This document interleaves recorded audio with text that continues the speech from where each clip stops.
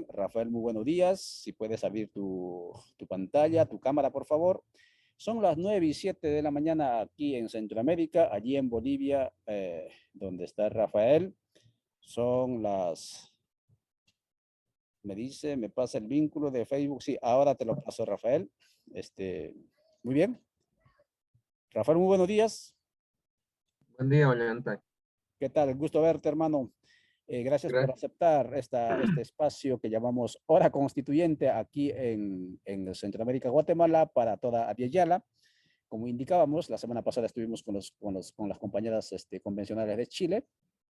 Hoy estamos con Rafael. Rafael, para los que no lo conocen, estuvimos ya en esta ventana, amigas y amigos, conversando con Rafael en algún momento. Para los que no lo conocen, es uno de los, desde mi punto de vista, uno de los referentes teóricos situados, ¿no?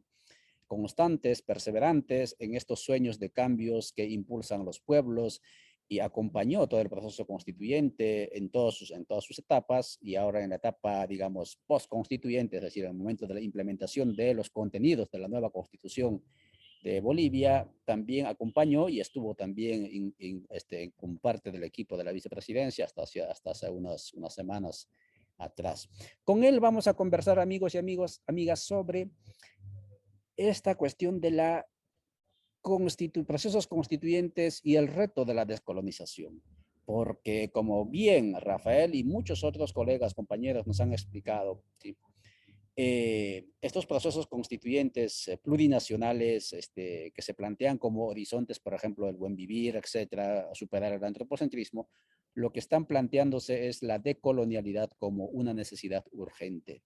Y la pregunta es, ¿no? De entrada, seguramente usted también se hace, los procesos constituyentes que han ocurrido hasta ahora, que se han llamado, que han tenido el matiz de plurinacionalidad, como puede ser el caso de Ecuador, que no se decía así, pero el artículo de la Constitución, digamos, algunos artículos se refiere como Estado plurinacional, o el caso de Bolivia, que se expresa como Estado plurinacional, ¿son decoloniales o no son decoloniales? Los procesos y los estados, ¿no? Eso es una de las preguntas básicas que está allí. Pero dejemos que Rafael se presente, saluda a la audiencia y comenzamos, Rafael, adelante. Bueno, un gusto, Ollanta, estar nuevamente en este diálogo que ya sostuvimos, como bien mencionó, en una ocasión. Y el tema que usted ha propuesto me parece pertinente, sobre todo para observar, advertir y mostrar a lo que está sucediendo en Chile y en Perú en referencia a lo que ya pasó en Bolivia. Y también mostrarles cómo y por qué los grados de implementación de la descolonización de nuestros estados no es algo simple, es algo sumamente complejo y que está mostrando la verdadera dimensión del espesor de la colonialidad encarnada en los propios sujetos, que es lo que hay que superar. Por eso siempre decimos, ¿no? El mundo está constituido por una objetividad que la tomamos como evidente en sí misma. Pero a eso hay que añadirle que esa objetividad es solo objetiva si también hay una subjetividad que está proyectándose en esa objetividad y la hace real. Es decir, no hay realidad sin sujetos. Y la realidad no cambia por sí misma o por sí sola. Son los sujetos los que cambian la realidad. Y si estos sujetos no tienen la experiencia del cambio, difícilmente la realidad se va a cambiar porque la realidad está instituida, está objetivada de modo formal, de modo material, y los sujetos hacen que esa realidad formal y material se constituya en real, y esto hay que subrayarlo. Por eso hay que ser muy acuciosos a la hora de hacer el tránsito categorial entre lo que es lo formal, lo material, y en definitiva lo real de la realidad. Y esto no ingresa en la tematización de la descolonización. Vamos a otra vez enfrentar fracasos que nos están llevando al desencanto y en última instancia a desinflamar esa potencia que el pueblo había constituido en los procesos que han auspiciado este tipo de transformaciones que nuestros estados han tenido, sobre todo en Ecuador, en Venezuela, en Bolivia. Entonces, si uno no es lo suficientemente crítico a la hora de advertir cuáles son las imposibilidades que se están presentando, Esto va a quedar en simple retórica. Y esto es lo que va otra vez sumir al pueblo en una especie de retroceso. Ya no estamos hablando de 5 o 10 años, esto puede durar medio siglo, porque no olvidemos que la colonialidad tiene un espesor histórico de 5 siglos, pero también tiene un espesor argumentativo de 3 siglos en los cuales los imperios no han, que se dice, descansado, sino han encontrado las mejores formas de naturalizar las relaciones de dominación, el diseño geopolítico centro-periferia y todo aquello que constituye el espesor que nosotros llamamos ahora la colonialidad. Efectivamente, Rafael, estamos completamente de acuerdo contigo y concordamos y lo que acabas de decir. No puede haber proceso de descolonización sin sujetos descolonizados, nos dice Rafael. Me parece importantísimo ello.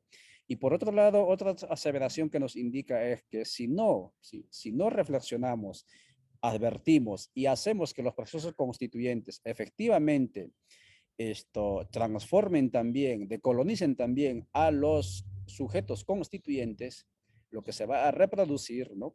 Es otra vez el modelo que está, o sistema que se está queriendo cambiar, situación que no solamente va a desanimar, sino va a desmovilizar las fuerzas constituyentes o destituyentes que van pujando en diferentes territorios de esta Abya Yala. Mencionaba caso Perú, Honduras va por el mismo camino de empujar constituyente, Guatemala está en ese proceso, por eso justamente está apuesta desde el espacio de los pueblos y sectores de Codeca, que estamos haciendo estos esfuerzos desde el 2012 en adelante. Pero como muy bien dice, si nuestros compañeros, ¿no? Hermanos que están empujando con mayor, digamos, avance este proceso allá en Chile, en Bolivia, etcétera, no sé si llamarlo, cometen más equivocaciones o más descuidos, el desánimo va a ser terrible para la región. Efectivamente, de acuerdo, Rafael. Directamente la pregunta, Rafael, para ti y para que nos puedas ayudar es, ¿qué es lo esencial, si acaso cabe el término, ¿no?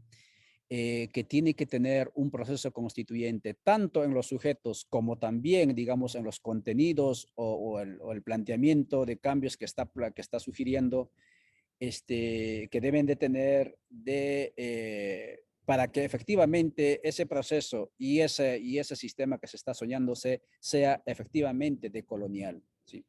O sea, ¿qué es lo que tiene que ver? Porque lo que nos has dicho, y yo no lo voy a repetir, proceso boliviano, no hemos avanzado más de la cuenta, hemos llegado hasta donde hemos llegado, dijiste muy bien. ¿Qué es lo que los otros procesos constituyentes tienen que hacer, tanto como sujetos como con sus planteamientos, digamos, de propuestas de cambio, para que efectivamente la descolonización se dé en estas repúblicas colonizadas por 5 siglos? Adelante, Rafael. Esa es una muy buena pregunta y es, digamos, el mejor modo de ingreso para señalar lo siguiente.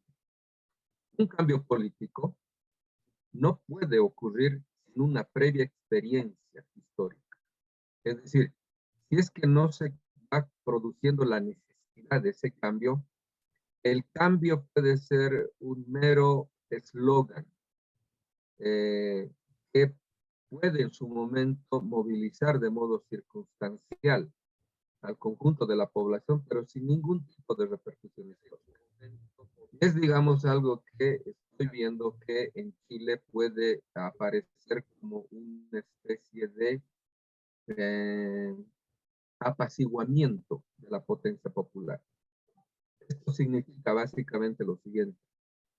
Un pueblo adquiere autoconciencia de sí mismo cuando llega una efervescencia popular a producir un tipo de culminación histórica política en la cual el pueblo se constituye en receptor de la resolución de todas las luchas pasadas. Solo cuando ha acontecido esto, un pueblo encarna lo que se denomina en filosofía política el espíritu. Si un pueblo encarna el espíritu de los tiempos, esa potencia es abrumadoramente crítica, constituye masa crítica y constituye el soporte histórico que hace básicamente hacer que la política transforme sus propios criterios, sus propios horizontes. Eso, por ejemplo, podemos evidenciarlo en lo que sucede en enero de 1994 con el alzamiento de los zapatistas en la selva lacandona. Esto interpeló de tal forma al mundo entero, sobre todo una izquierda que estaba perdiendo ya su horizonte político, porque también fueron testigos del desmoronamiento del socialismo real, del triunfo del neoliberalismo, y se quedaron sin discurso, sin opción. Y fue básicamente esa insurgencia indígena popular la que incluso transformó y renovó el lenguaje de la izquierda. Ahora, que la izquierda después no haya revisado sus propios horizontes teóricos es otra cosa, pero en Bolivia lo que sucedió previo a la Asamblea Constituyente fue una movilización desde fines de los 90, pueblos de tierras bajas, que interpelaron de tal forma al Estado boliviano que ellos fueron los que dieron el argumento cuando señalaron que la naturalización de nuestra dominación estaba inscrita en nuestras propias constituciones. Entonces, había que no solamente reformar, sino transformar la Constitución para hacer posible una nueva idea de Estado. Ahora bien, aquí hay que señalar también lo siguiente. El 2006, cuando asume el primer presidente indio en Bolivia, Evo Morales, eso fue también auspiciado por una gran parte de la población urbana, porque el neoliberalismo en nuestros países fracasó de modo moral, porque hizo de la corrupción cultura política y hasta cultura social. Y eso es, digamos, uno de los grandes problemas que estamos atravesando hoy día, porque la corrupción se ha naturalizado ya. Entonces, eso es algo que hemos recibido como herencia inmediata del neoliberalismo, o sea, del auge del capitalismo salvaje. Y eso ha permeado incluso a las organizaciones populares. Entonces, frente a eso, el 2006, cuando, y esto también tiene que ver mucho con la crítica a la racionalidad política. Los políticos, por lo general, piensan de modo inmediatista, cuidan su gestión en aras de preservar esa gestión en una segunda gestión. Es decir, cuando se pierde el horizonte político, solo deviene el cálculo político. Y el cálculo político es básicamente cuánto poder adquiero y cómo conservo el poder que tengo. Entonces, cuando el político empieza a pensar de este modo y pierde el horizonte político que el pueblo se había proyectado a sí mismo y como proyecto político para el conjunto de la nación, es cuando empieza a diluir esta potencia y no la impulsa, no la proyecta.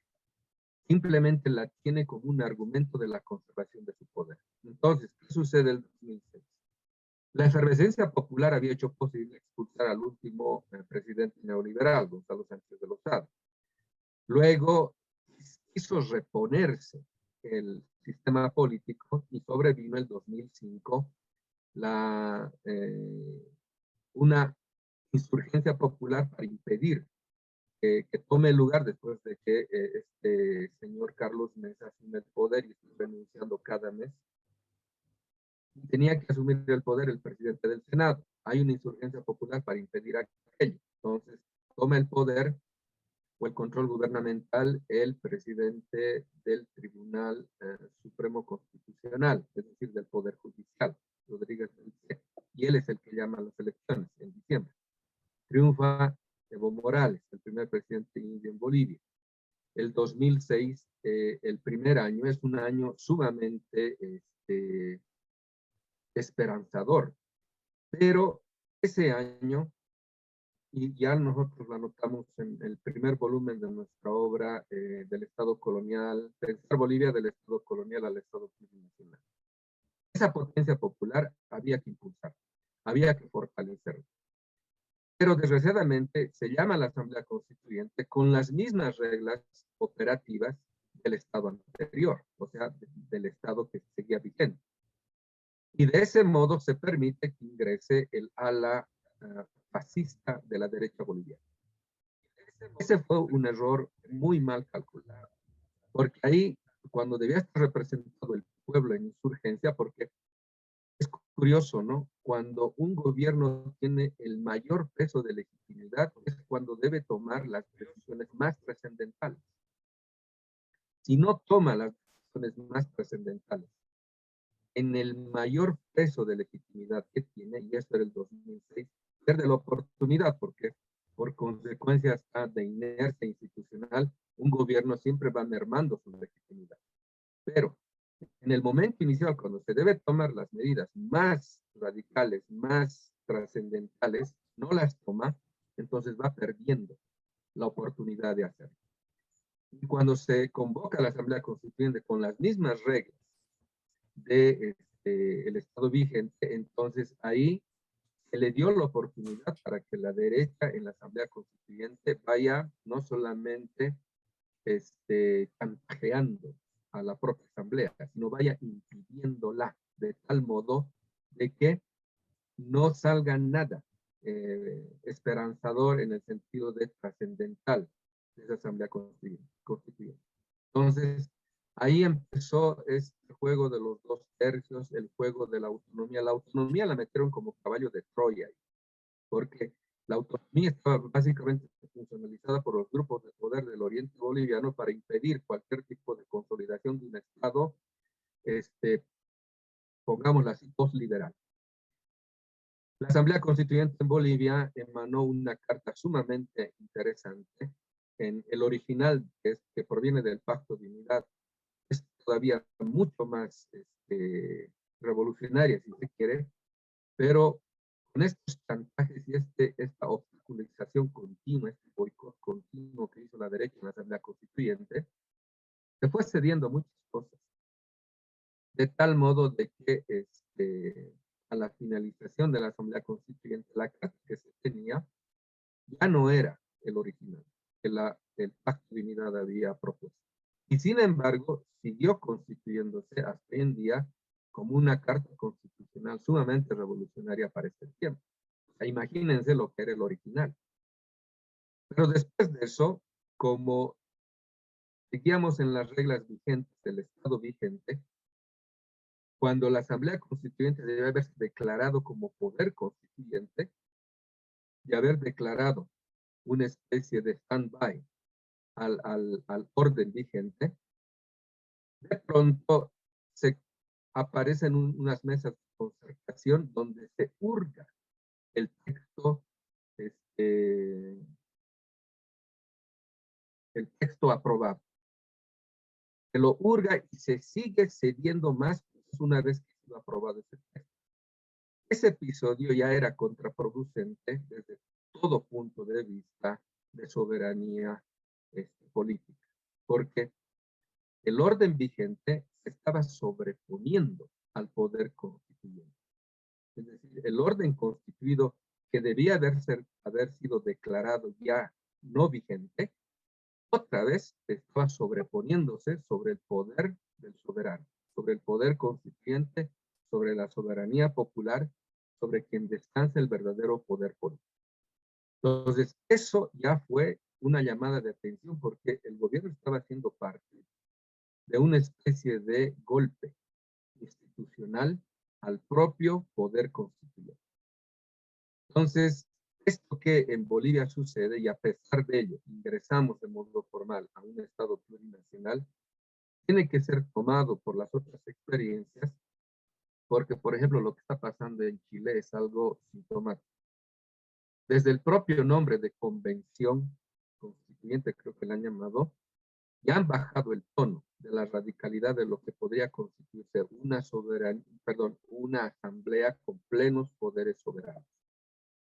Si se llama una asamblea constituyente es para poner en suspenso el orden vigente. Y la asamblea constituyente, constituida como poder soberano, tiene que emanar la nueva idea de Estado, la nueva legalidad basada en la nueva legitimidad. Pero ahorita eso no tiene la experiencia chilena, porque la experiencia chilena nace de una sesión que hace el orden vigente para que se produzca una convención constituyente. Es decir, le falta la experiencia. Le falta la experiencia histórica necesaria para ver cómo es necesaria la transformación de la idea de Estado. Eso que tuvimos en Bolivia y que fue cortado en 2006, porque debía haberse profundizado esa experiencia histórica que culmine en la autoconciencia histórica de un pueblo en sí mismo es algo fundamental para la transformación legítima de nuestros estados. Entonces, si un proceso quiere producir un estado plurinacional, no cuenta con esta experiencia histórica previa, no va a llegar a transformar radicalmente ese estado. Simplemente hacer reformas aquí, lo que se llaman los parches comunes y corrientes, que van a performativizar de mejor modo el estado liberal, pero no van a transformarlo hoy en día. Muchas gracias, Rafael Bautista Senegal, hablando con usted, amigas y amigos, en este programa La Hora Constituyente, que transmitimos desde Guatemala, Centroamérica, para Abya y para más allá, incluso del mar, a través de los diferentes medios que ya hemos anunciado: FEJER, Radio Victoria, Codeca Guatemala, Rocinaco Internacional Ecuador, Al Carajo Colombia, y otras plataformas.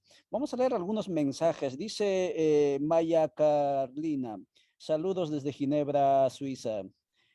Nos dice Jayaya Rafael Bautista Senegal. Ahí tienes un fan, ese Rafael, obviamente, que te siguen, te leemos, te escuchamos en diferentes partes. Dice Ñancacun Illa. Jayaya hermano y hermanas, dice José Lorenzo, atentos desde Petén. Rodrigo Carrera dice: excelente exposición, tenemos oportunidad de escuchar por el canal de Codeca, saludos desde Shela. Bien, amigas y amigos, vamos a revisar las otras cuentas también, qué mensajes nos van llegando. En este canal, que es suyo, puede poner los mensajitos.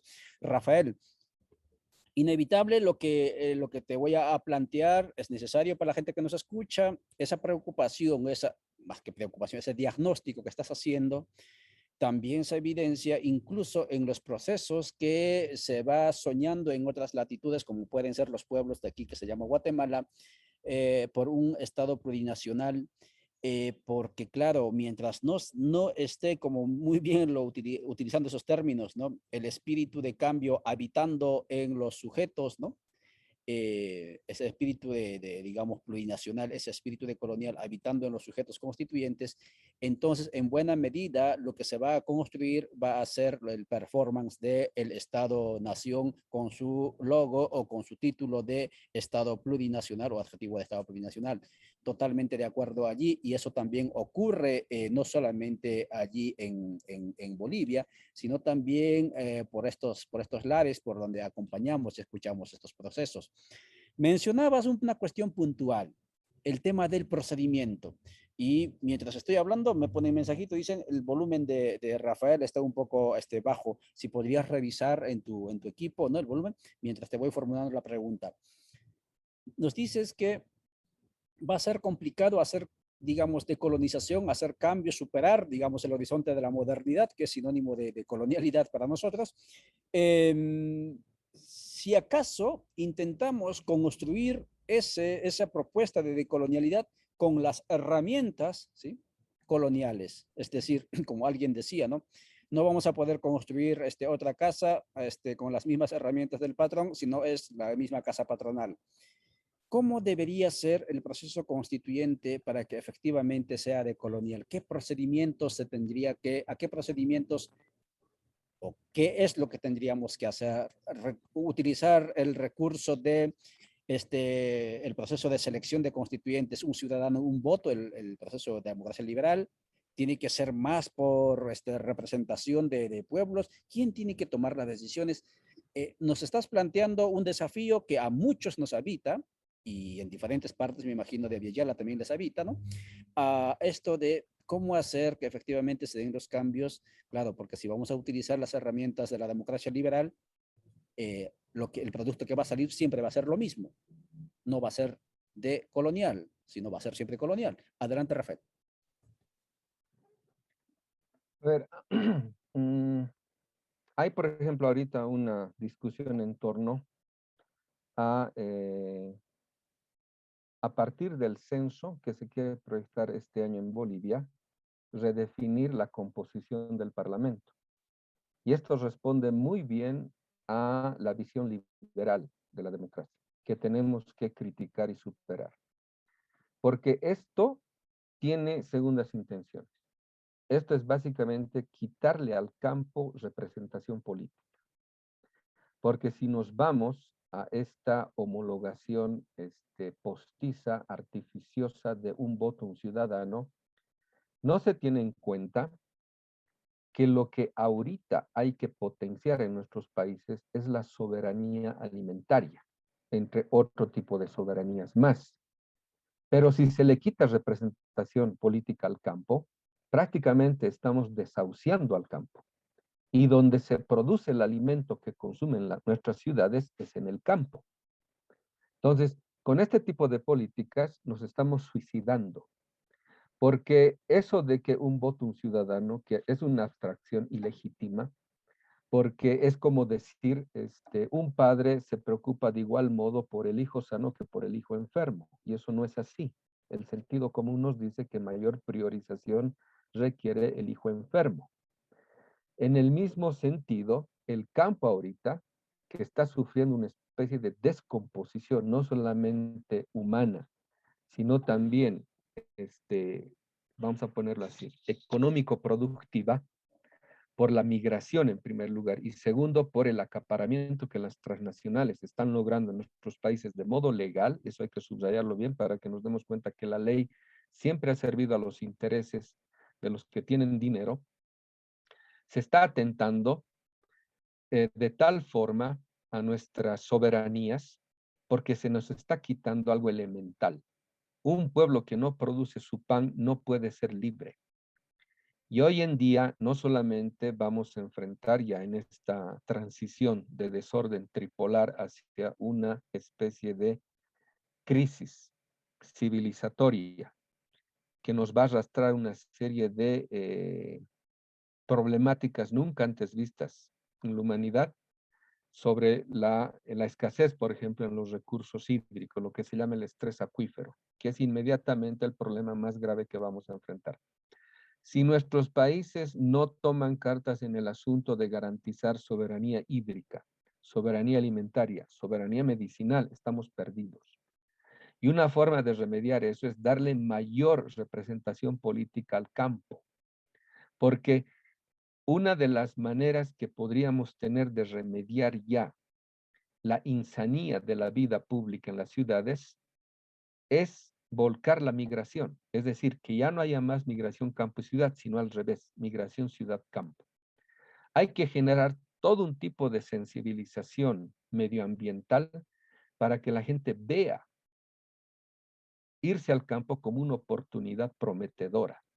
Y esto tiene que tener auspicio estatal, porque de otro modo vamos a perder incluso la capacidad de control sobre nuestro propio campo, porque las transnacionales están liquidando la capacidad de soberanía alimentaria en nuestros pueblos, porque existen proyectos que incluso vienen patrocinados por la Organización de las Naciones Unidas, por ejemplo, este programa ONU Habitat y demás, que lo único que están haciendo es vaciar el campo a merced del capital transnacional, constituir a las ciudades antiguas como reservorios serviles para la construcción de nuevas ciudades que se autodenominan inteligentes, que van a ser las ciudades de los ricos, alejadas de las ciudades actuales, y las ciudades actuales van a quedar confinadas como guetos urbanos en los cuales van a estar los pobres al servicio de las ciudades ricas.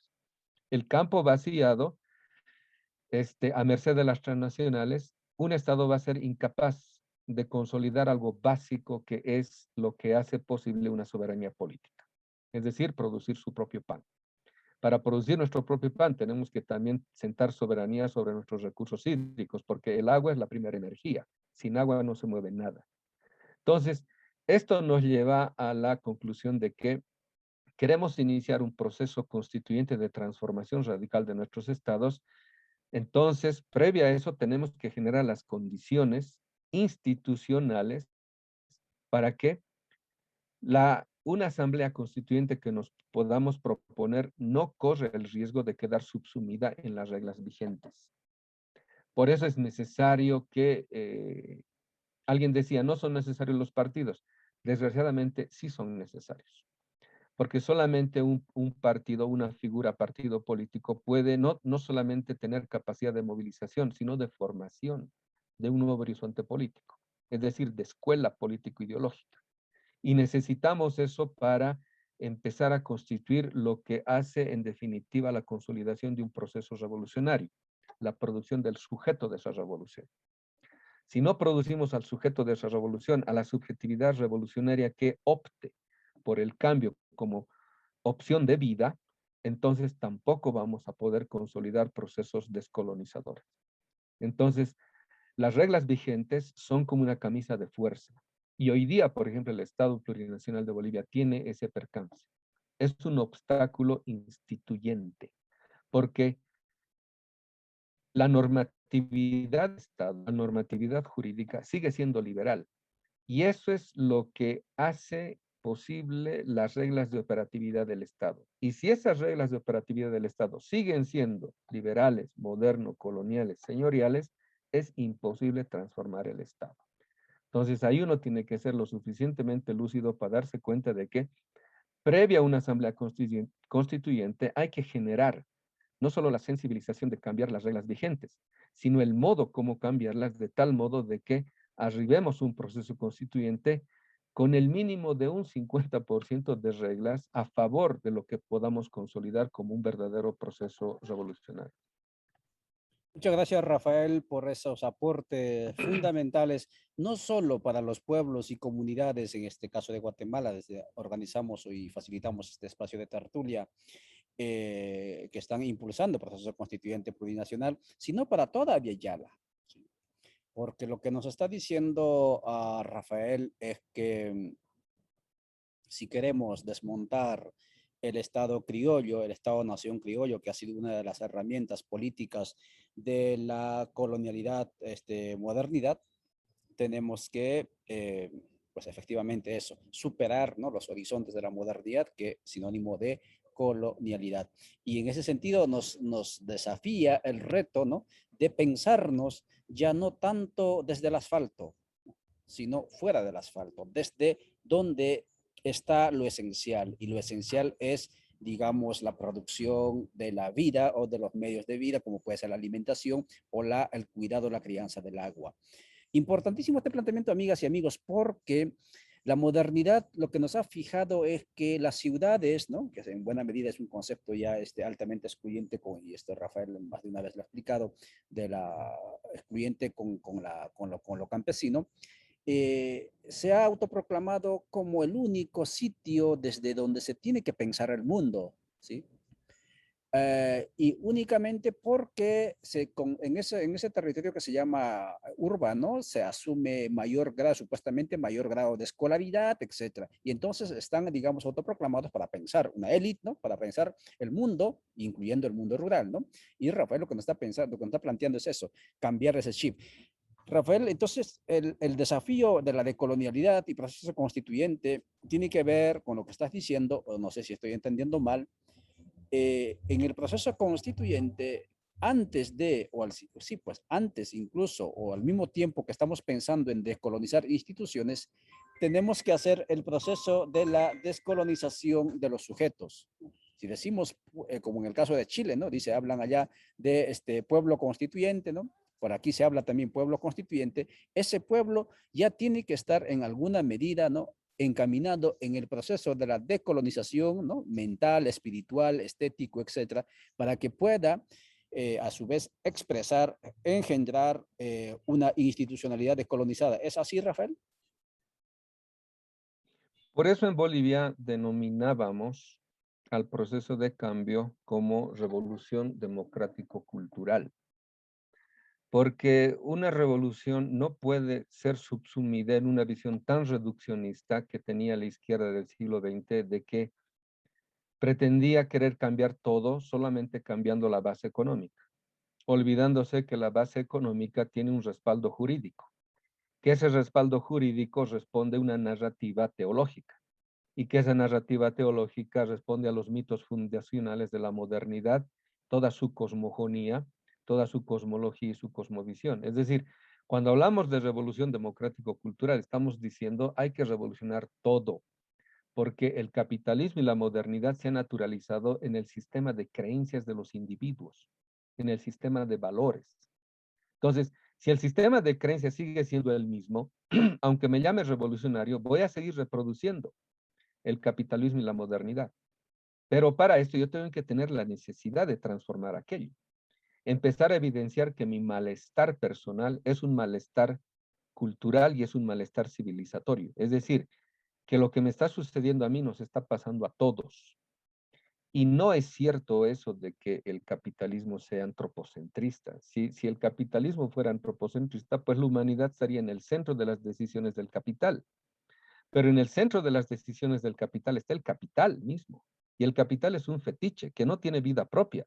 Necesita de la vida de la humanidad y de la naturaleza para adquirir vida. Es decir, necesita negar nuestra vida de la humanidad, de la naturaleza, para adquirir vida propia.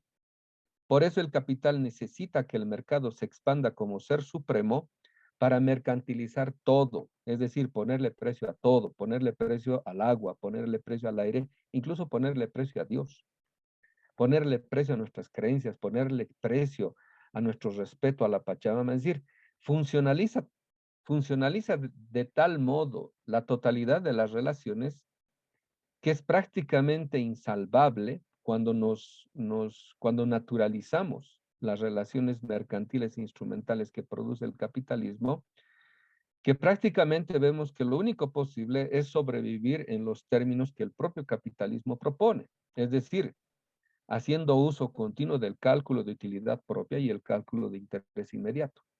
Entonces, la forma de vida que criticamos a los ricos es la propia forma de vida que hemos adquirido como individuos egoístas, egocéntricos y ególatras.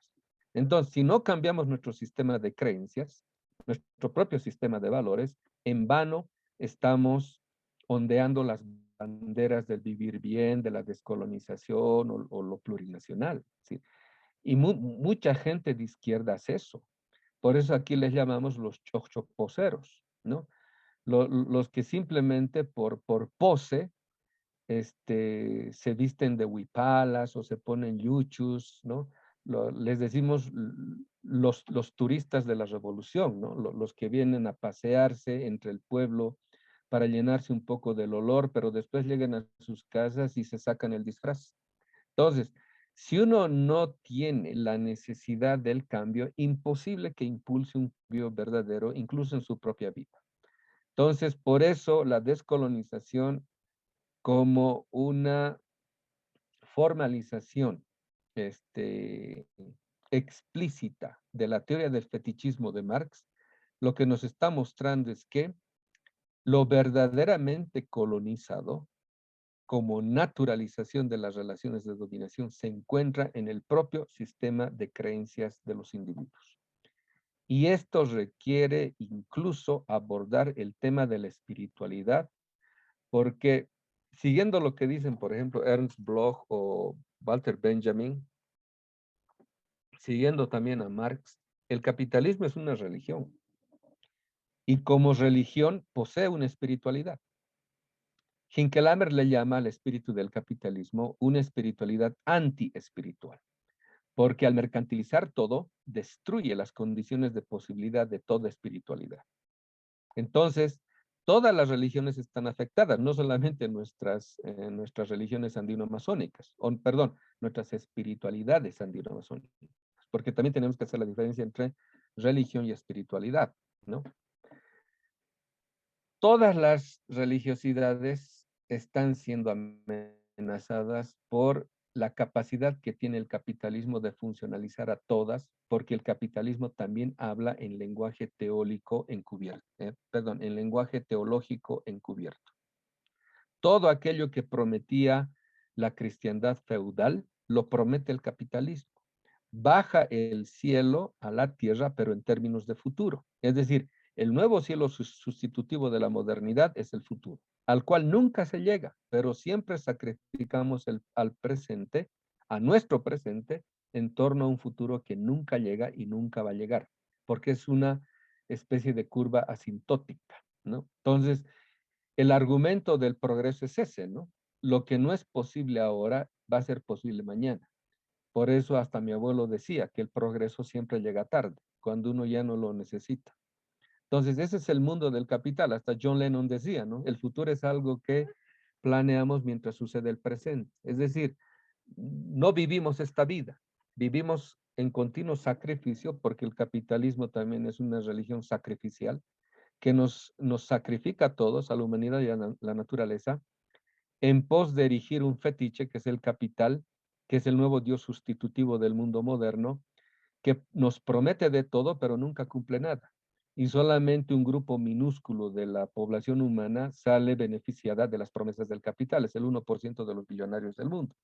Y que ahora se están proponiendo deshacerse de 2/3 de la población mundial. Entonces, ahí, a la pregunta que usted, Ollanta, me hace, ¿no? Si no existe, otra vez reafirmamos, la experiencia previa, es imposible que el cambio sea producido. Porque también hay que decir esto, ¿no? La razón solo puede poner en conceptos algo que la razón ha experimentado. Si la razón misma no tiene experiencia de ese algo que quiere poner en conceptos, es imposible que lo haga, porque el concepto es la verdad de algo. En el concepto está contenido el conocimiento que tenemos sobre algo. Entonces, queremos tener idea de lo que es una revolución. Si no tenemos la experiencia de aquello, imposible que sepamos qué es eso.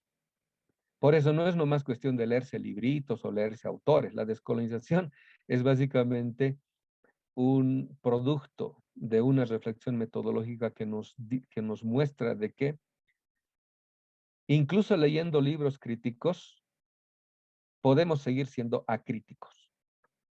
No es nomás de andar en la calle o en las plazas o en las universidades de modo orgulloso mostrando que leo a Marx, que leo a Hinkelhammer, que leo a Dussel, etcétera. No, la cuestión es cómo yo hago un uso crítico de esos autores o de esas teorías. No simplemente para copiarlos, sino para cómo dialogar con ese tipo de autores que han ejercido diagnósticos y críticas muy, pero muy serias al orden vigente que sufrimos y padecemos. Entonces, por eso, la cuestión de la experiencia tiene que ser de nuevo tematizada para empezar a advertir que no es cuestión de cambio de ideas, cambio de teorías o cambio de libros o cambio de autores. Aquí se trata de un cambio de la forma de vida que se ha naturalizado en nosotros y que es, digamos, una especie de segunda existencia que nos ordena, nos manda y decide hasta por nosotros. Frente a eso, ¿qué hacemos? Hay que acudir al exorcismo, pues hay que sacar esa segunda existencia de nosotros para realmente vernos cómo somos, en qué estamos y qué tipo de enfermedad padecemos. Muchas gracias, Rafael, por transportarnos, por hacernos viajar, incluyendo el mundo de la mística, de la espiritualidad, porque de eso se trata, amigas y amigos. La decolonialidad, como muy bien plantea Rafael, no es un asunto de la pura abstracción teórica, sino ante todo tiene que estar mediada por una experiencia eh, pues previa, ¿no? Y ojalá también simultánea. Y por eso entonces es importantísimo abordar el tema de la decolonización espiritual, decolonización místico incluso, ¿no? Porque estamos formateados, diseñados, ¿no? Por la colonialidad, porque la colonialidad y la modernidad ha trastocado y ha, digamos, configurado todas esas facetas de nuestra existencia, o esas dimensiones. Dice, a ver, vamos a dar un par de mensajes más. Gerardo Valdizán, maravillosos e incluyentes aportes. Es usted el ancestralismo andando, dice, en el sentido positivo, imagino, porque conociendo a Valdizán, gracias Gerardo por mover los contenidos. ¿Es usted de colonial y ancestral o lo ancestral de colonial? Es una pregunta que le plantea allí. Dice Hanea Sack, ¿cómo podemos cambiar del pensamiento colonizado a pensamiento crítico desde nuestros espacios, ya sean familiares, laborales o profesionales? Turistas de la revolución, indica. Esos son los comentarios que hacen en este espacio de Codeca Guatemala. Estamos transmitiendo en Radio Victoria, Radio Fejer, estamos transmitiendo en Racinaco Internacional Ecuador y estamos también en Colombia a través del alcarajo.org y Juventud Plurinacional de Guatemala y otras plataformas donde vamos a subir también este contenido de este espacio en la hora constituyente que titulamos Procesos Constituyentes en Abya Yala y el desafío de la decolonialidad. Finalmente, Rafael, cuando son las 9:52 de la mañana, allí son las, ¿qué? 11:52, casi mediodía, ¿no? La pregunta es, a la siguiente semana, el miércoles, vamos a estar con Katia Colmenares en este espacio también abordando el mismo tema, desde otra óptica. Pero la pregunta es, Rafael, en cuanto al resultado ese resultado razonado, digamos, de la razón, digamos, que decías, ¿no?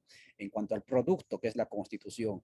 ¿Qué es lo que debería tener esas nuevas constituciones como contenidos para que efectivamente o en alguna medida se avance hacia la decolonialidad, ¿no? O promuevan la decolonialidad desde la institución, los nuevos estados y las nuevas sociedades, si acaso se van a llamar sociedades, ojalá que no, los nuevos pueblos o comunidades. Adelante, Rafael. Bueno, primero habría que decir que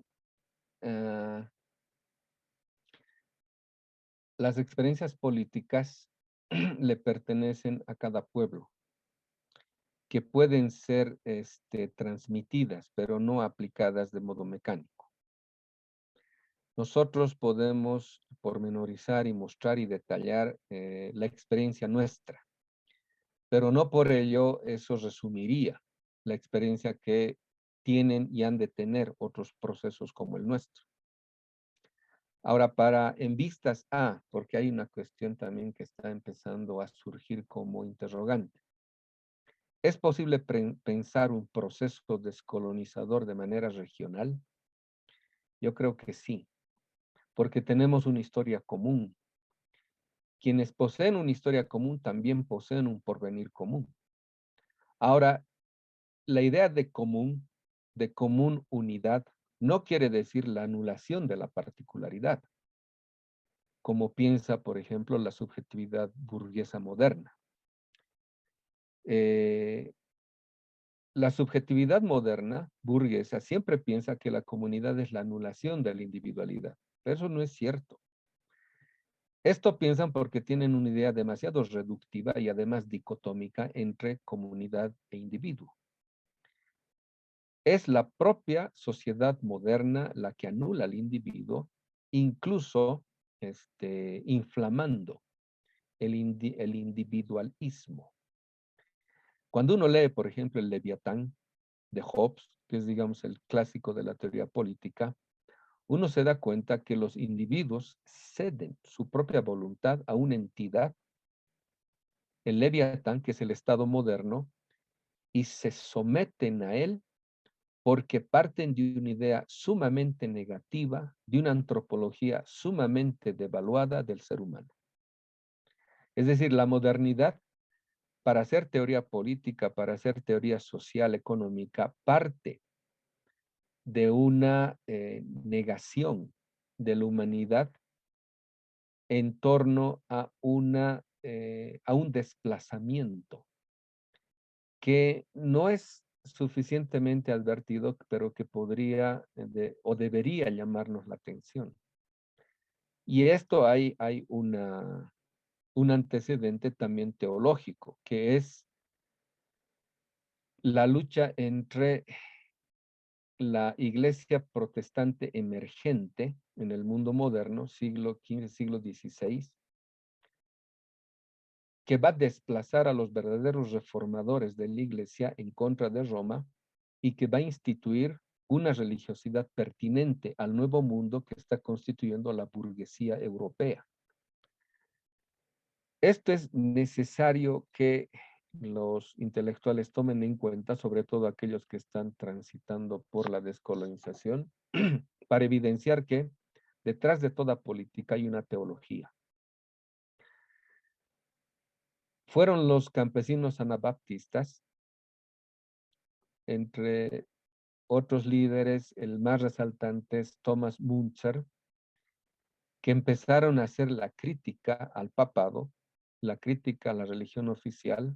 No fue solamente Lutero, también estaba, por ejemplo, Thomas Müntzer. Ahora, es curioso cómo, y para esto hay que hacer un poco de historia, si me permiten. Por ejemplo, es difícil entender el apostolado del Cristo sin entender, por ejemplo, la lucha de los macabeos, que está relatado en 2 libros en el Antiguo Testamento, Macabeos 1 y 2. Entonces ahí sucede, para hacer apretada la cuestión sucede algo que explica el modo de aparición del Mesías, del Cristo, y cómo aparecen otros grupos y cómo aparece la discusión al interior de esa religiosidad.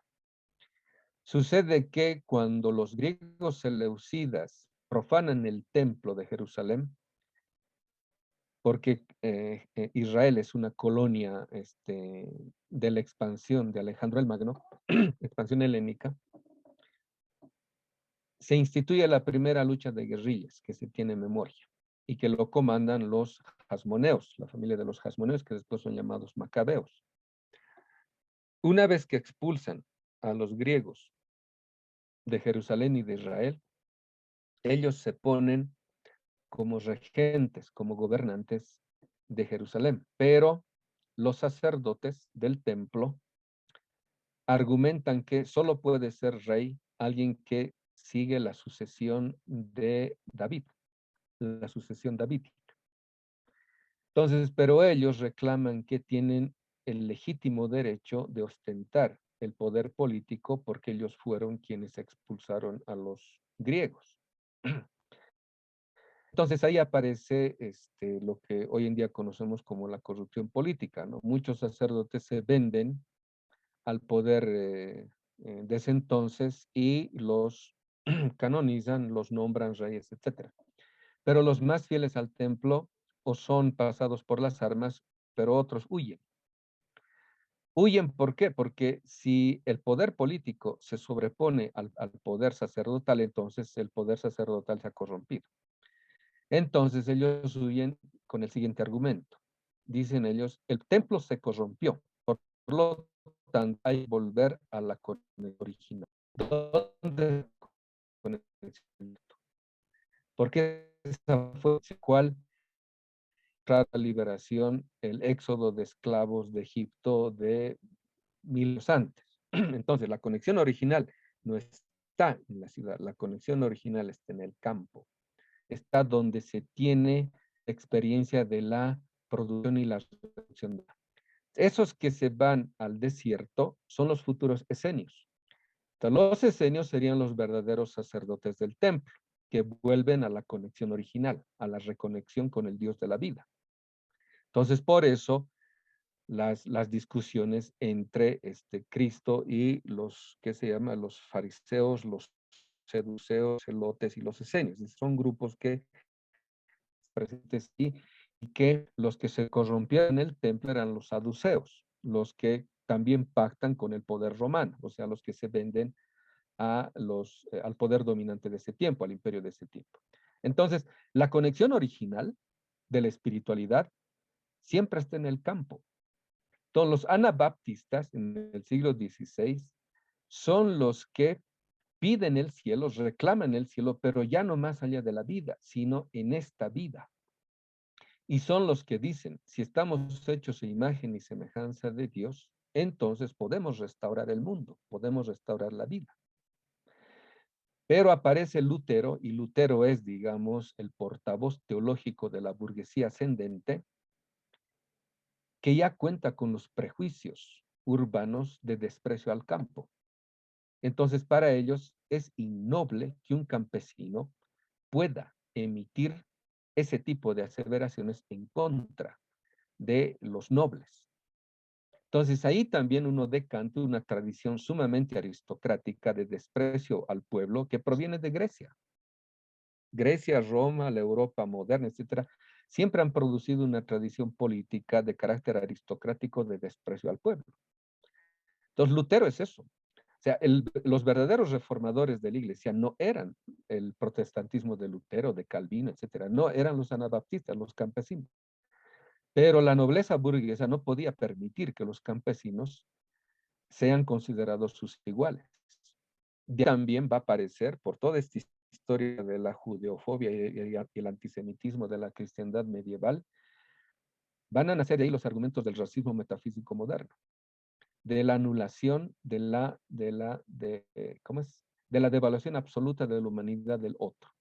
Eso que en Europa ya constituye experiencia, luego se lo va a hacer sistema en el racismo que la modernidad inaugura para legitimar su dominación. Entonces, desde ese punto de vista, nosotros podemos decir, si queremos volver a la conexión original, tenemos que volver al campo. Pero volver al campo no significa volver al campo de modo físico-espacial. Volver al campo significa volver de modo existencial. Se puede volver al campo en la ciudad.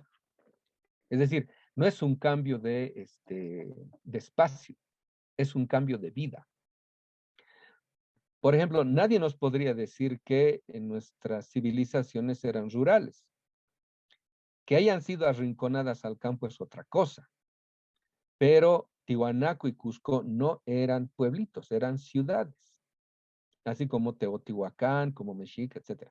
Entonces, la cuestión era, y es siempre, el capitalismo, fiel de la herencia occidental, ha privilegiado la supremacía de la ciudad en desmedro del campo, lo que nuestras culturas nunca habían concebido como algo racional. Por eso nos denominábamos hombres del maíz, hombres de la papa, hombres de la quinoa, hombres del lago, hombres del agua, etc. Es decir, nunca habíamos perdido esa conexión con la vida, con lo vital de la vida. Entonces, para nosotros, eso es un cambio espiritual, porque eso significa restaurar la condición espiritual que contiene toda materialidad, en este caso, toda corporalidad. Si uno no hace experiencia de aquello, no entiende lo que es la descolonización en su verdadera dimensión. Por eso hay muchos decoloniales que incluso siguen repitiendo las narrativas imperiales porque en su sistema de creencias sigue naturalizada el mundo moderno que es el que nos ha dominado, conquistado, desplazado y negado. Entonces, si uno no hace conciencia de aquello, sigue, como quien dice, seducido por las gigantografías que el mundo moderno ha producido. Y lo único que impulsa es eso, que en el fondo es lo que está destruyendo a la vida en el planeta. Entonces, si nos damos cuenta, esta apuesta espiritual en última instancia, porque la gente hoy en día piensa que ser espiritual es estar bien con uno mismo. Eso es la espiritualidad de derecha, el New Age. Lo verdaderamente espiritual de un ser humano es la capacidad de abnegación de la propia vida en beneficio de la humanidad. Por ejemplo, un ser espiritual se pregunta, ¿no? ¿Por qué la Pachamama tiene que seguir cargando con el desastre que le estamos provocando? ¿Por qué no cargamos nosotros también con ese desastre? Y de ese modo le aliviamos un poco la carga. Ahora, si alguien que está cómodo en su zona de confort, como dicen, ¿no? Bien consigo mismo, vive una vida ascética, sin demasiadas pretensiones, le planteas eso, no va a aceptar. ¿Por qué? Porque le gusta vivir en la comodidad. Y hoy en día ser espiritual es bien cómodo en los términos en los cuales lo plantea el New Age. La cábala, los movimientos esotéricos orientales, etcétera, ¿no? Pero si nos planteamos que lo verdaderamente espiritual es el acto revolucionario de ofrendar mi vida por el bien de la humanidad, pocos estarían dispuestos a admitir de modo racional aquello. Porque eso no es una apuesta racional, esa es una apuesta existencial. Es una apuesta que tiene que ver con la ética primera, antes del cálculo racional. Si los pobres hicieran cálculo, jamás saldrían a las manifestaciones, jamás harían huelga, jamás harían protesta, porque calcularían si eso es beneficioso o no. Porque básicamente haces el cálculo y dices, no es beneficioso, entonces no salgo a marchar. Pero porque precisamente no calculamos esas decisiones en nuestra vida, es precisamente porque podemos seguir ofreciéndole a la humanidad esperanza. Es decir, quienes le ofrecen a la humanidad esperanza y alternativa es quienes no hacen uso del cálculo. Entonces, ahí uno dice, si se pone a pensar realmente en estas cuestiones, todo lo que nos han enseñado está mal. Esta forma de vida no es forma de vida, es forma de muerte. Y si yo realmente quiero tener experiencia y vivir lo que es la verdadera vida, no puedo seguir sumido en las creencias y en los valores que el mundo moderno ha impuesto. Ahí uno tiene que ser lo suficientemente autocrítico para evidenciar qué grado de colonialidad su vida tiene. y expone. Eso cuando dicen, ¿no? ¿Es usted decolonial? De la forma bien fácil, ¿no? Yo siempre respondo y digo, la descolonización es larga, pero la vida es corta. Esto nos va a llevar por lo menos 2, 3 generaciones, hasta que el vivir bien no se constituye en paradigma, es decir, en una convención comúnmente aceptada. El vivir bien sigue siendo un horizonte de sentido, por el que apuestan aquellos que han hecho ya ese tránsito de modo anticipatorio. O sea, aquellos que no hablan solamente de modo retórico, sino que hablan porque tienen experiencia de aquello y muestran a los demás que es posible otra forma de vida. Solo desde esos términos uno puede adquirir fuerza en su discurso. De lo contrario, todos aquellos que hablan de descolonización, vivir bien, nacional, que no tienen experiencia de aquello, simplemente están haciendo retórica. Y esa retórica, de esa retórica se alimenta el mundo para consolidarse, aun cuando el mundo se esté desmoronando ante nosotros. Y es lo que está pasando ahorita, ¿no? Están demonizando a los rusos, o sea, Estados Unidos ha globalizado su rusofobia para legitimar una nueva tercera guerra mundial que está demostrando el carácter suicida ya que el imperio está provocando. Entonces, esta consigna del too big to fall, demasiado grande para caer, que se han inventado los banqueros financistas desde el 2008 más o menos, es el chantaje embustero que el imperio está provocando hoy en día para hacernos creer que si se cae el sistema económico, se cae toda la vida, lo cual es falso. Pero la gente cree, ¿no?, que si se cae el dólar, se cae todo. Pero el dólar es un papel que no tiene valor en sí mismo. Y hoy en día no tiene ningún tipo de respaldo real. Y nuestras economías están pagando el soporte de una moneda que ya no tiene ningún tipo de respaldo. Entonces, hoy en día se está demostrando, y en eso no se puede comparar a Biden con Putin. Eso es algo absurdo que están haciendo incluso algunos izquierdistas o algunos decoloniales que se han creído también la narrativa imperial. Es decir, ahorita el pecado de Rusia es querer pretender soberanía por sobre el imperio norteamericano, por sobre su moneda, por sobre su sistema económico. O sea, ahorita el mayor pecado sería sostener una soberanía nacional. Por eso la lucha hoy en día entre globalistas y soberanistas nos está mostrando también la relatividad de esa lucha canónica del siglo XX entre izquierda y derecha. Hoy en día la lucha entre globalistas y soberanistas está mostrando que si no peleamos cuotas de soberanía en el nuevo tablero geopolítico que se está empezando a desplegar, vamos a quedar anulados, ya no solamente como países, sino como regiones.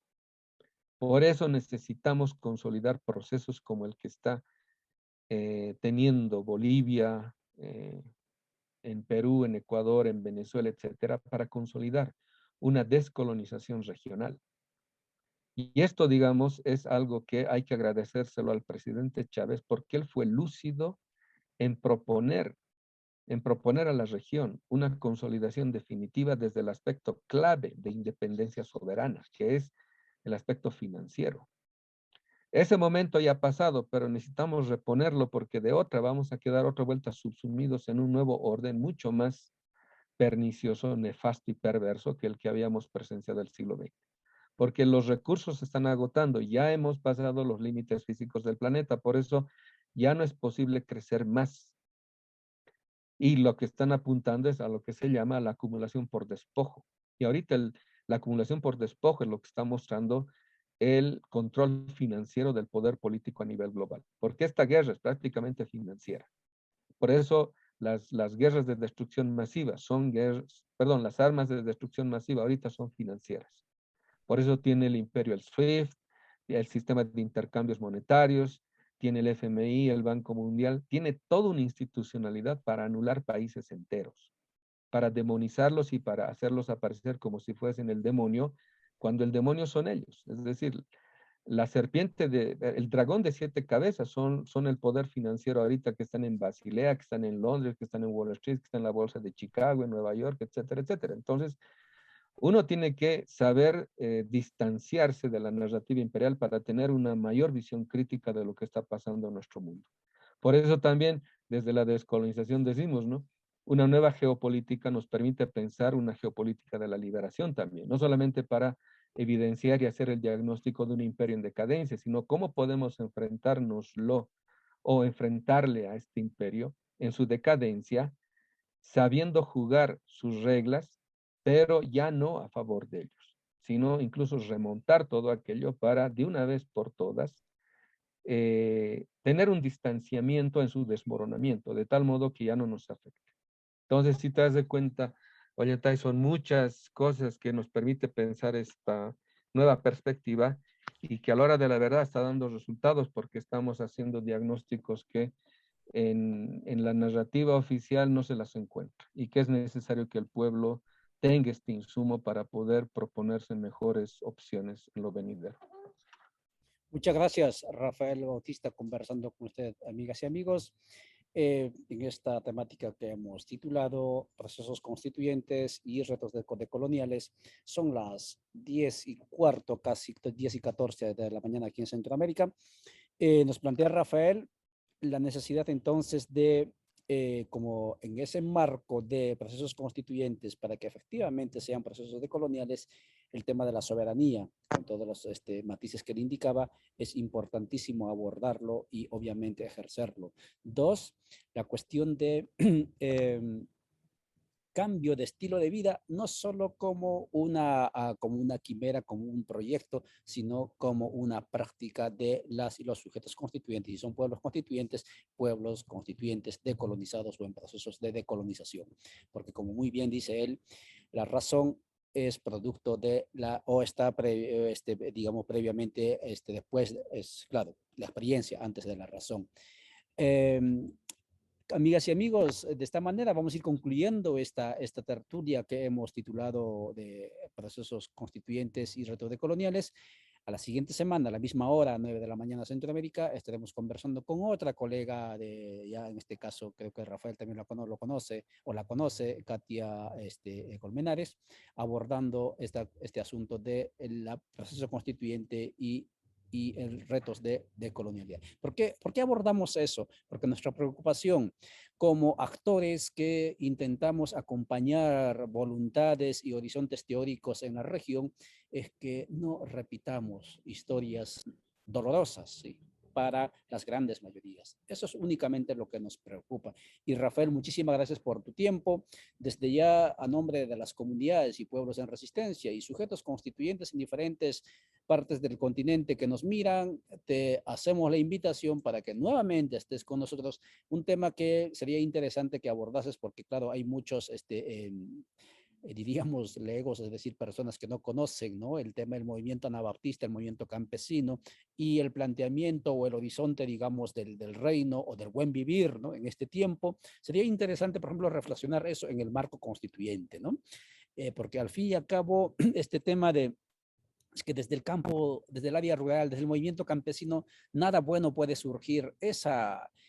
Digamos, ese dispositivo instalado racista, ¿no?, hasta cierto punto, pues todavía permea también a los sujetos constituyentes campesinos.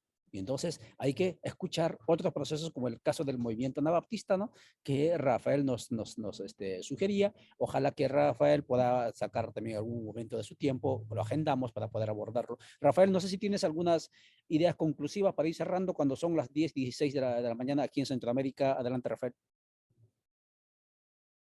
A propósito de lo que menciona Ollantay, hay una idea bastante recurrente que es fácilmente rebatible, aduciendo que la modernidad ha construido su propia idea de tiempo para proponer su propia idea de historia. Y esta idea básicamente dice lo siguiente, y que hasta muchos izquierdistas lo repiten, ¿no? Cuando oyen del vivir bien, oyen de la descolonización, etcétera, dicen, pero eso es cosa del pasado. eso habrá sido factible antes del mundo moderno, cuando aquí habían las civilizaciones, pero hoy en día no. Es decir, creen que el vivir bien, las formas de producción en lo económico, político, etcétera, de nuestros pueblos son cosas del pasado. Pero nuestros pueblos están en el presente, no están en el pasado. Y otra cosa, esa idea de que el pasado está atrás y el futuro adelante es una idea que ni la física cuántica ya la puede sostener.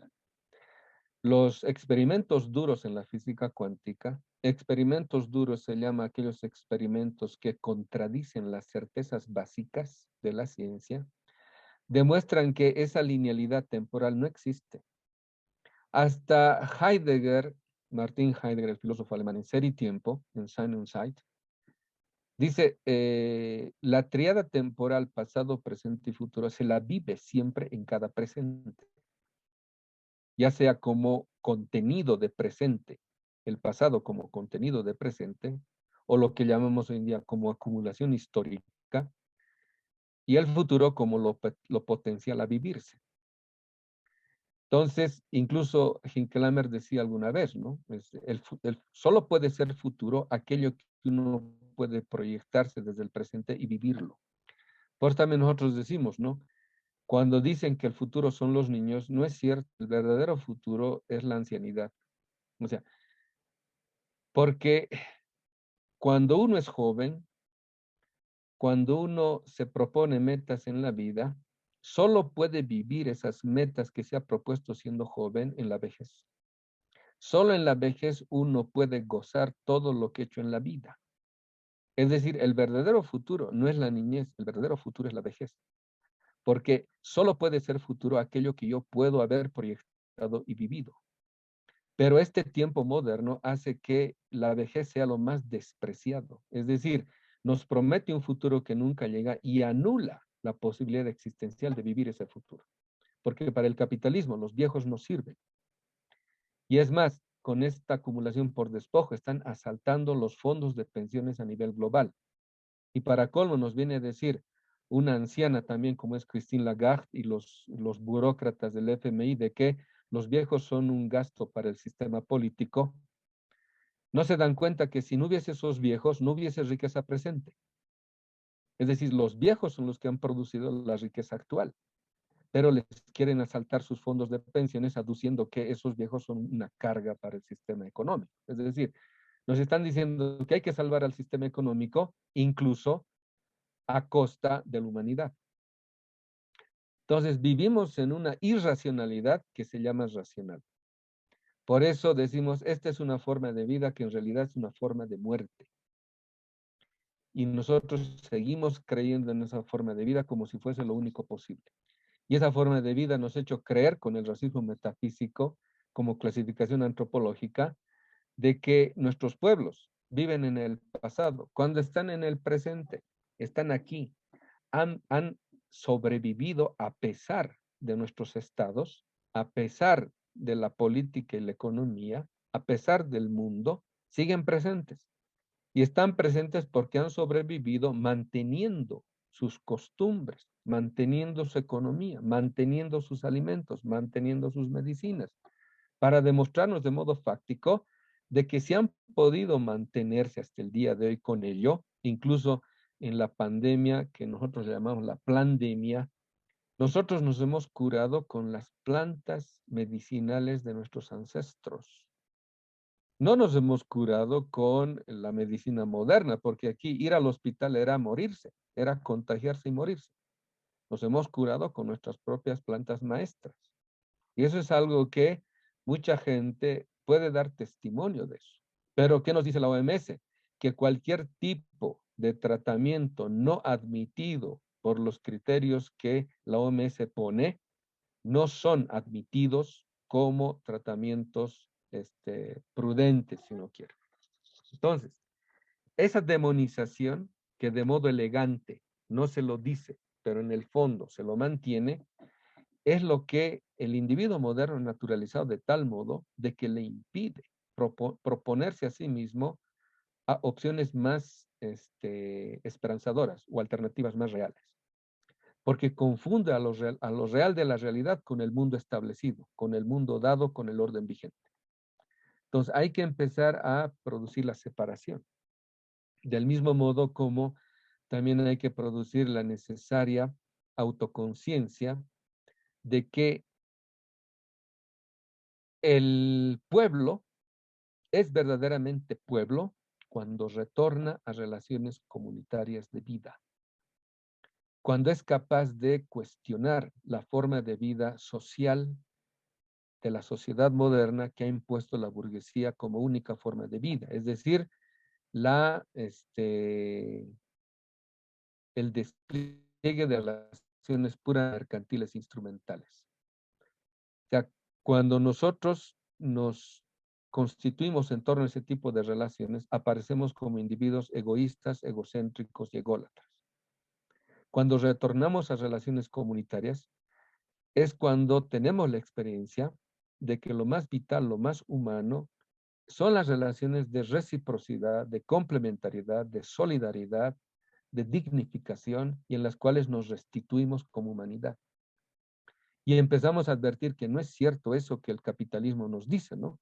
Que somos seres egoístas, que actuamos solamente por interés y que hacemos cada vez que si no les venzo, ellos me van a vencer. Ese es el mundo de la competencia que origina del capitalismo como sociedad burguesa moderna. Eso es lo que hay que superar. Esa imagen deficiente y devaluada que la modernidad ha producido sobre nosotros mismos es lo que hay que empezar a cuestionar para empezar a restaurar el carácter usurpado de espiritualidad que tenemos nosotros y que nos permite advertir que podemos restaurar el mundo, podemos cambiar el mundo, podemos dignificar la vida porque hemos sido creados para eso. Por eso en Centroamérica los mayas, los aztecas, llaman al ser humano el macehual, es decir, el merecedor, el que merece el acto que la vida le ha propuesto como el regalo mismo de vivir. O sea, nosotros somos macehuales cuando merecemos ese regalo. Y aquí nosotros decimos el sujeto del cambio es el Uiwiri, es decir, el criador de la vida. El que responde al hecho de que la vida nos ha criado con criar también a la vida, con responder como hijos e hijas al don generoso que la vida nos ha dado, dándonos la vida. Entonces, si partimos de esa perspectiva, recién vamos a poder ver lo perverso y nefasto de esta forma de vida que ha producido el mundo moderno y su economía de la muerte, que es el capitalismo. Por eso decimos, la descolonización no es cuestión de leerse libritos, aprenderse conceptos o repetir autores. Es un cambio en la forma de vida. Ese es un reto existencial. Ese es un desafío que cada uno tiene que saber enfrentar a la hora de proponerse, cambiar de vida y cambiar el mundo, que no es algo uno primero y luego el otro. No, es algo paralelo. Es algo paralelo porque sujeto y realidad concurren en una relación simbiótica. Lo que pasa con uno, pasa con el otro. Entonces, de esa forma es que podemos ir generando, digamos, un tipo de sensibilización necesaria a la hora de advertir que puede estar desmoronándose el mundo, que nos oprime, nos domina enfrente nuestro, pero si nosotros no somos capaces de superar ese mundo, vamos a seguir sosteniendo ese mundo aún en su plena decadencia. Por eso es necesaria la descolonización en sentido existencial, espiritual, porque de lo contrario vamos a seguir creyendo los mitos de dominación que el mundo moderno instaura de nosotros como naturalización en nuestra propia subjetividad. Muchas gracias, Rafael. Rafael Bautista conversó con ustedes en este espacio en la Hora Constituyente, abordando el tema de procesos constituyentes y retos decoloniales. Ha sido transmitido desde Pueblos en Red, en diferentes canales. Estamos, como usted podrá ver, en un lugar abierto. Estamos en el departamento de la ciudad de Cobán, en Alta Verapaz. Vamos camino a Petén. Mañana, amigas y amigos, este servidor suyo les podrá mostrar procesos también de construcción de voluntades colectivas, de aprendizajes, sobre el proceso del proceso de impulso del proceso constituyente allá en el departamento del Petén. Hoy los muchachos, los jóvenes constituyentes, aquí Juventud Plurinacional que se denominan, a unos kilómetros de aquí atrás, están también en procesos de formación, de aprendizaje, debatiendo no solamente propuestas, sino también esto que Rafael dice, ¿no? Los proyectos, estilos de vida, ¿no? Cómo avanzar hacia el buen vivir. Muchísimas gracias por vuestra atención. Soy Onte Itzamna desde Guatemala para toda Abya Yala.